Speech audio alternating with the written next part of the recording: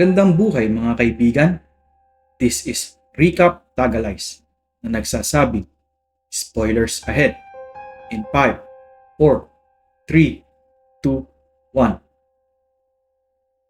Nagsimula ang eksena sa isang teacher na inililibot ang bagong estudyante na nagngangalang Nan sa eskwelahan. Biglang napatigil ang estudyante at tinanong ang guro kung maaari ba niyang bilhin ang isang room na kalaunay ginawa niyang opisina sa di malamang dahilan. Si Dino na pumasok sa kanyang eskwela dala ang mga mamahaling pasalubong galing England para sa kanyang mga kaibigan. Tinanong ni Dino ang kanyang kaibigan tungkol sa isang room na nadaanan niya. Sabi ng mga ito ay pagmamay-ari iyon ng bagong estudyante na mayaman. Tinanong ni Dino kung ano ang dahilan ng pagbili ng room nang may biglang sumagot na para ito sa negosyo. Nagpakilala ang bagong estudyante na si Nano sa kanyang mga kaklase at inabot ang business card sa kanila. Pumasok ang guro sa room at pinimigay ang mga grades ng estudyante.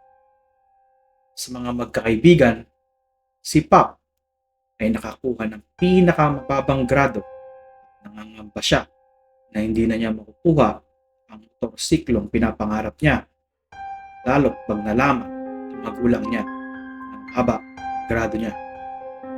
Sinabi ni Nano na kaya niya siyang tulungan kuhanin ang pinapangarap niyang motorsiklo at inimbitahan niya ito na magpunta sa kanyang opisina. Sa loob ng opisina, kinumpyut ni Nano ang dapat bayaran ni Pop para makuha ang pangarap niyang motorsiklo. Sa unay, nagdadalawang isip ang binata, ngunit pangbinse ng kanyang mga kaibigan na mura lang naman ang singil, agad na rin siyang pumayag. Inabot niya kay Nano ang kanyang report card na siya namang pinunit ng babae at nagprint ng panibagong report card at pinirmahan. Sinuri ng magkakaibigan ang pagkakaiba nito sa orihinal. Laking gulat nila na halos walang pinagkaiba. Sa sumunod na araw, makikita na maraming nakapilang estudyante sa room ni Nano. Nakikita si Pop na nasa labas dala ang kanyang pangarap ng motorsiklo. At doon na nagsimula ang negosyo ni Nano. Madaming estudyante ang nagbayad sa kanya para gawin ang mga bagay na gusto nila. Tapos ang klase, tinanong ni Nano si Dino kung may bagay ba siya na gusto na kailangan niyang gawin.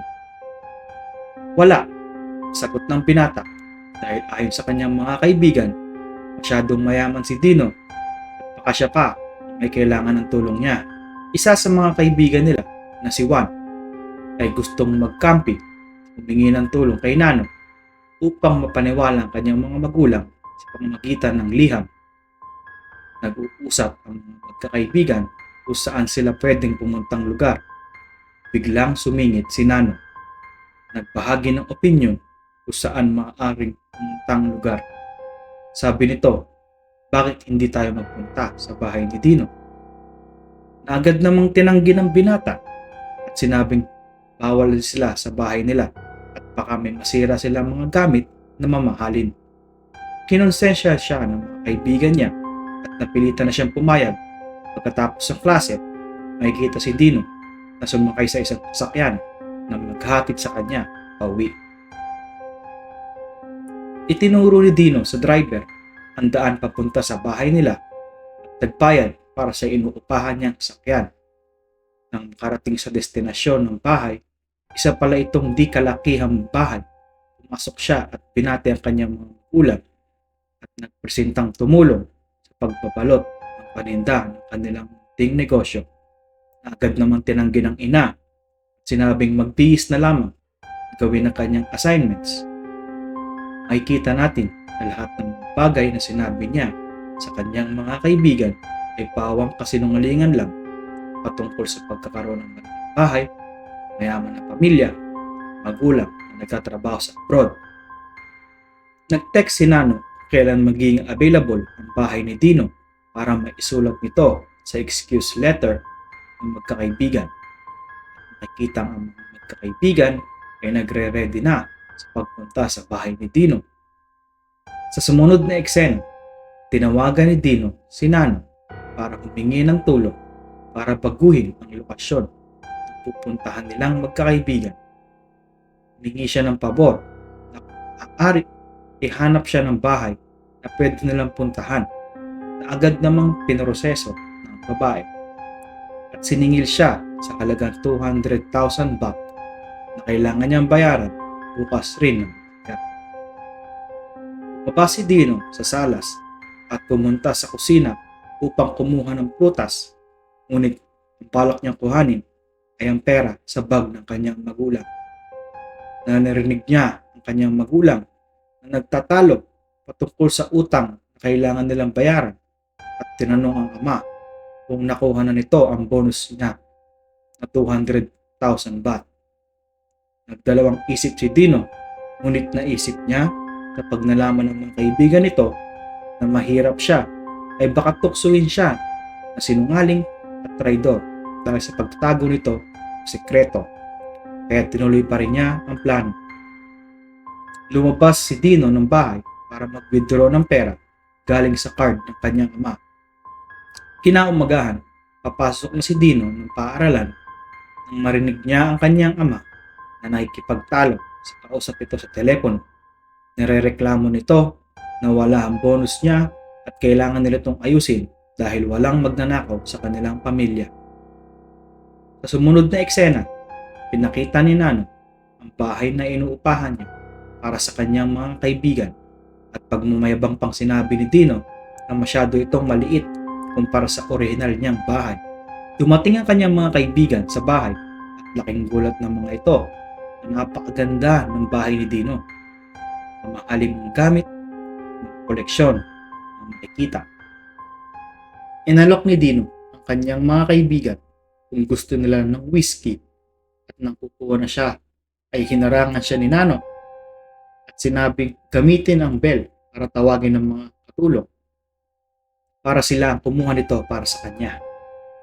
Ngunit matapos niyang patunugin ang bell, laking gulat niya nang makita niya ang kanyang mga magulang na nagtatrabaho bilang katulong. Inanyayahan ng binata ang kanyang mga kaibigan upang kumain.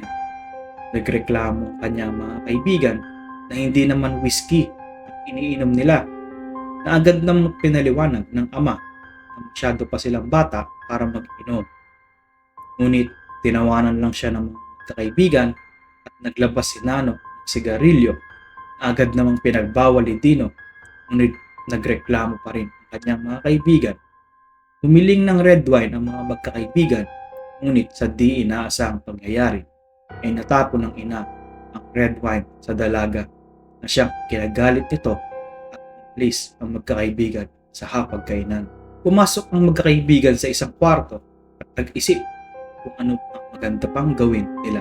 Naglabas si Nano ng baril na may bala at naisip ni Pop na maglaro ng pustahan na bawat sasali ay kailangan barilin ng sarili at kung sino ang maputukan ay siyang mananalo na nagkakahalagang 1.2 million baht. Naglaro ang magkakaibigan at nang si Dino na ang babaril, biglang nagpakita ang kanyang ama at pinagalitan ang mga magkakaibigan sa mga asal na ipinakikita ng mga ito. Biglang hinataw ni Pop ang lalaki na naging dahilan ng pagkawala nito ng malay. Dumating ang asawa nito at pati siya ay hinataw din ng binata. Agad namang inawat ni Dino. Sumunod na eksena, umuwi na si Dino sa totoo niyang bahay at naabutan niya ang kanyang mga magulang na puno ng galos sa katawan. Makikitang kalmado lang ang mag-asawa at inalok pa ang kanilang anak na kumain na. Sumunod na eksena ay makikitang binayaran ng magkakaibigan ang mag-asawa na manahimik at hindi magreklamo na siya namang tinanggap ang mag-asawa. Moral lesson ng kwento: Huwag mabuhay sa kasinungalingan dahil ang totoong kaibigan tatanggapin ka kung sino ka pa. Kung gusto mo pang manood ng mga palabas ng kagaya nito, huwag kalimutang mag-subscribe at i-hit ang notification bell para updated ka sa mga uploads ko. Malaking tulong ito para may pagpatuloy ko ang channel.